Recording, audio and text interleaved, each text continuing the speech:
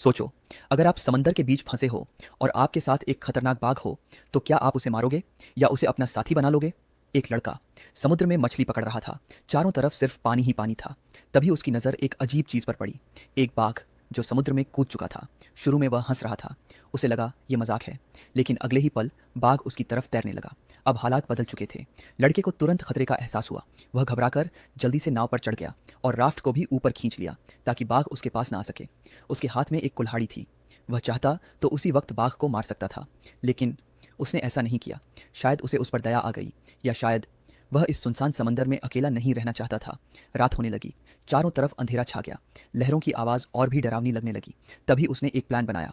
उसने राफ्ट को धीरे से पानी में छोड़ा और बाघ को उस पर चढ़ने दिया ताकि दोनों के बीच दूरी बनी रहे और वह खुद सुरक्षित रह सके। अगले दिन समुद्र ने उसे अजीब अजीब नज़ारे दिखाए। चमकती हुई जेलीफिश और एक विशाल ब्लू व्हेल जो, लेकिन इस खूबसूरती के बीच एक बड़ी परेशानी आ गई। उसका सारा खाना पानी में गिर गया। अब उसके पास कुछ भी नहीं बचा था। उसे फिर से सब कुछ शुरू करना था। एक बार उससे गलती हो गई।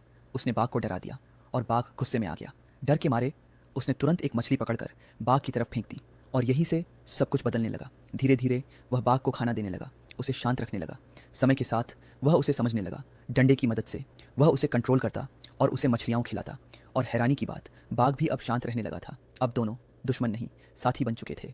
दिन बीतते गए। लड़का मछली पकड़ता, पानी इकट्ठा करता और राफ्ट पर आराम करता, और बाघ बस उसे देखता रहता, जैसे अब वह भी उसी पर भरोसा करने लगा हो। एक दिन उन्हें दूर एक बड़ा जहाज दिखाई दिया। लड़के की आंखों में उम्मीद आ गई। उसने जोर जोर से सिग्नल दिया, मदद के लिए चिल्लाया, लेकिन किसी ने ध्यान नहीं दिया। और तभी अचानक मौसम बदल गया।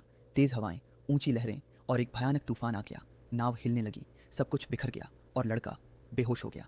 जब उसे होश आया, एक अजीब से आइलैंड पर था।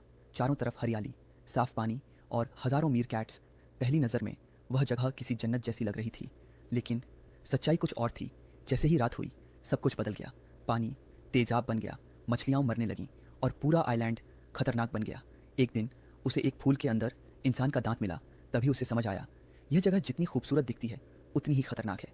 अगली सुबह उसने बिना समय गंवाए खाना और पानी इकट्ठा किया और बाघ के साथ वहाँ से निकल गया। दिन बीतते गए और आखिरकार 200 दिनों बाद वह मैक्सिको के किनारे पहुँच गया। वह बहुत कमज़ोर हो चुका था, चलना भी मुश्किल हो रहा था। और तभी बाघ नाव से उतरा, धीरे धीरे जंगल की ओर चलने लगा, बिना पीछे देखे। लड़का बस खड़ा रहा, उसे देखता रहा। उसे उम्मीद थी कि वह एक बार मुड़कर देखेगा, लेकिन उसने ऐसा नहीं किया। लड़का बस यही चाहता था कि उसका साथी एक बार पीछे मुड़कर देखे, लेकिन वह हमेशा के लिए चला गया। और यही इस कहानी की सबसे कड़वी और सच्ची